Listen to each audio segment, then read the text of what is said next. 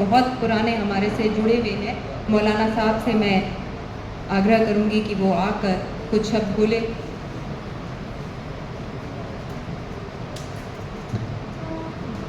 اعوذ باللہ من الشیطان الرجیم، بسم اللہ الرحمن الرحیم، نحمدہ و نصلی علی رسولہ الکریم، بسم اللہ الرحمن الرحیم۔ شروع کرتا ہوں اللہ کے نام سے جو رحمان و رحیم ہے۔ وقف شنسودن بل کے اوپر یہ اجتماع، یہ جلسہ، یہ میٹنگ عزت مام محترم ڈاکٹر انگریش کمار جی کی سرپرستی میں منچ پر بیٹھے ہوئے عظیم الشان مسلم راشٹریہ منچ کے راشٹریہ سہیوجک جناب محمد افضال جی، جناب ڈاکٹر شاہد صاحب، جناب مولانا عرفان کچوچوی صاحب، اور جو سامنے بیٹھے ہوئے ہمارے معزز عظیم ہستیاں ہیں، سبھی کی خدمت میں آداب، نمسکار، جے ہند۔ اب سب آپ کو سنا چکے، وقف کا حال بہت برا ہے۔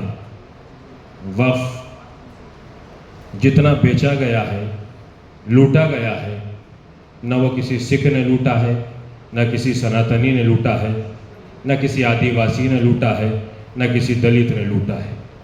وقف کو لوٹنے والے بھی مسلمان ہیں اور وقف کے بیچنے والے بھی مسلمان ہیں، وقف کے کھانے والے بھی مسلمان ہیں۔ پریشانی کس بات کی ہے کہ آج صحیح طریقے سے اس وقف کو جس کے لیے کہا جاتا ہے بیواؤں کے لیے تھا، یتیموں کے لیے تھا، غریبوں کے لیے تھا، مسکینوں کے لیے تھا۔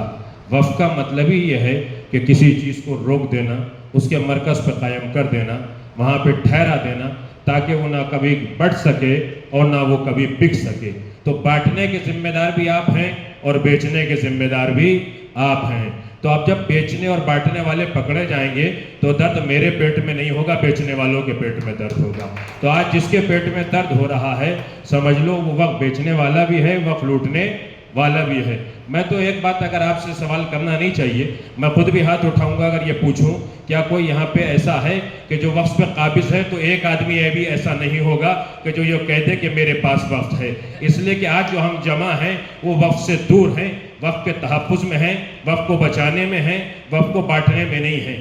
سرکار کا کوئی بھی بل آتا ہے کسی کے روکنے سے رکے گا نہیں، کسی سے سمجھوتے کی ضرورت نہیں ہے۔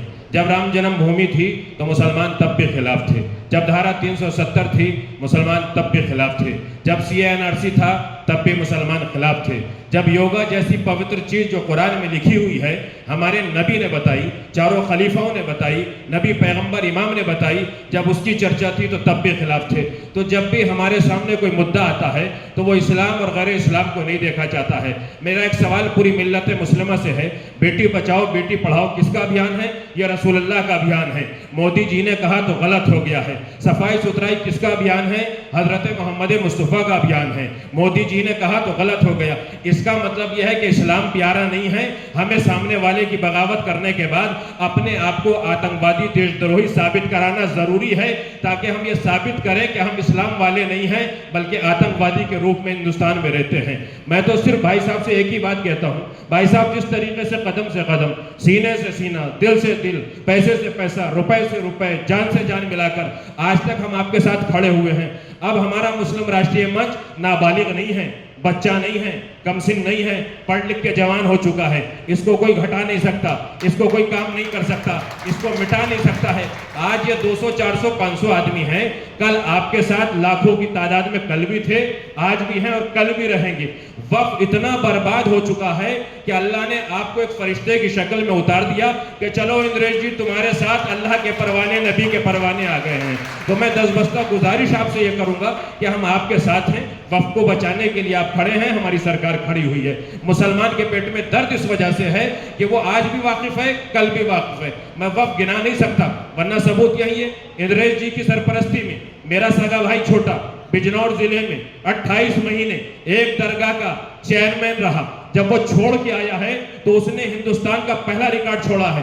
جب اس نے چارج لیا تو 82,000 روپے تھے، جب چارج دیا 28 مہینے کے بعد تو 61 لاکھ روپے دے کے آیا ہے، لیکن 6 مہینے کے بعد اتر پردیش کا شیعہ وقف بورڈ کا چیئرمین وہ پیسے بھی کھا گیا، 2 کروڑ کے درد بھی کھا گیا، 60 لاکھ کا لوہا بھی کھا گیا۔ تو جب یہ کروڑوں کی سمپتیاں کھانے والے مسلمان ہیں تو دوش دینا کسی سنادتی کو نہیں چاہنا چاہیے، بلکہ اپنے گریبان میں جھانک کے دیکھیں کہ چور ہم ہیں کہ وہ ہیں، تو کسی کو چور کہہ کے بل کو روک نہیں سکتے۔ بل پاس ہو چکا ہے، ہمارے لیے خوشی کی بات یہ ہے کہ آپ کھڑے ہوئے ہیں، ہم آپ کے ساتھ کھڑے ہوئے ہیں۔ خدا حافظ، نمسکار۔